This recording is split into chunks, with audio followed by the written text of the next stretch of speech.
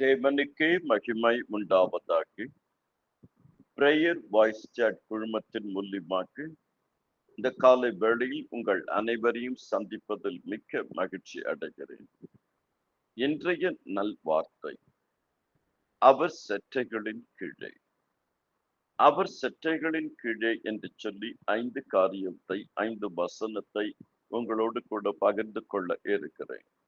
Under is wings. Ruth 2:12.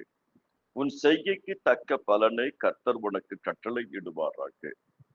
இஸ்ரவேலின் தேவனாகிய கர்த்தருடைய சட்டைகளின் கீழ் அடைக்கலமாய் வந்த உனக்கு அவரால் நிறைவான பலன் கிடைப்பதாக.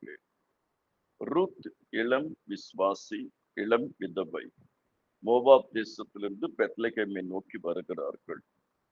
தரித்திர கோலம். ஆனால் ஒரே ஒரு நம்பிக்கை, உம்முடைய தேவன் என்னுடைய தேவன், உம்முடைய ஜனம் என்னுடைய ஜனம். உம்மை உறுதியாய் பற்றி கொண்ட மனதுடையவள், உண்மையை நம்பியிருக்கிறபடியால் பூர்ண சமாதானத்தோடு காத்துக்கொள்வேன். கர்த்தருடைய சட்டைகளின் கீழ் அடைக்கலமாக வந்த ரூத் அவர்களுக்கு தேவன் செய்கைக்கு தக்க பலனையும் கொடுத்தார், நிறைவான பலனையும் கொடுத்தார்.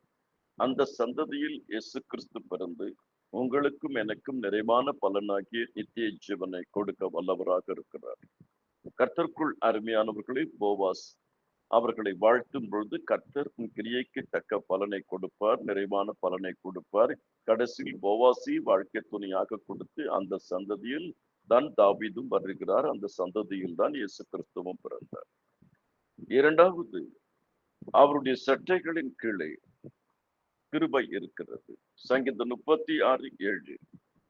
தேவனே உடைய கிருபை எவ்வளவு அருமையானது, அதனால் மனுபுத்தரும் சட்டைகளின் நிழல் வந்தடைகிறார்கள். பக்தன் தாவீது தன்னுடைய பதவி அருமையானது, தான் வாசித்த அந்த சுரமண்டலம் அருமையானது, கோலியாத்தை வீழ்த்தின அந்த கூழாங்கல் அருமையானதெல்லாம் சொல்லலை, கிருபை அருமையானது. என்றைக்கு நீ கிருபை அருமையானதுன்னு சொல்றியோ அவருடைய சட்டைகள் நிழலில் கிருபை இருக்கிறது. கர்த்தருக்குள் அருமையான தெய்வ ஜனமே, அருமையான கிருபை. அதனால்தான் ஜீவனுள்ள நாளெல்லாம் நன்மை கிருபையும் தொடரும். மூன்றாவது, சங்கீதம் 91:4.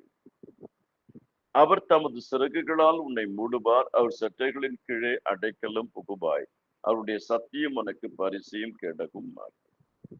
அவருடைய செட்டைகளின் கீழே பாதுகாவல் இருக்கிறது. அவர் சிறகுகளால் உன்னை மூடுவார். அவர் சிறகு என்றால் சத்தியம், வாக்குத்தத்தம், இரக்கம், தயவு, காருண்யம், கிருபை. நான்காவது மல்கியா 4:2. ஆனாலும் என் நாமத்துக்கு பயந்திருக்கிற உங்கள் மீது நீதியின் சூரியன் உதிக்கும், அதன் சட்டைகளின் கீழ் ஆரோக்கியம் இருக்கும், நீங்கள் வெளியே புறப்பட்டு போய் கொடுத்த கன்றுகளைப் போல வளருவீர்கள்.